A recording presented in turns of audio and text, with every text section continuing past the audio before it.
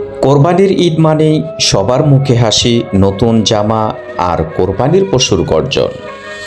কিন্তু আমাদের মতো কিছু পরিবারের জন্য দিনটা একটু ভিন্ন রকমের হয়। সামর্থ্য না থাকায় আমরা কোরবানি দিতে পারি না। বাচ্চারা মনের গভীর থেকে একটাই প্রশ্ন করে, বাবা, আমরাও কি গরু কোরবানি দিতে পারি না? তখন বাবার প্রশ্ন একটাই, এই প্রশ্নে বুকটা কেঁপে ওঠে, চোখে পানি চলে আসে, কিন্তু তবুও হেসে বলে, ইনশাআল্লাহ একদিন আমরা পারবো। আমরা জানি কোরবানি শুধু পশু জবাই নয়, এটা একান্ত চাওয়া, ত্যাগ আর ধৈর্যের নাম। আল্লাহ তাকওয়া দেখেন, পশু নয়, এই বিশ্বাসই শক্তি দেয়।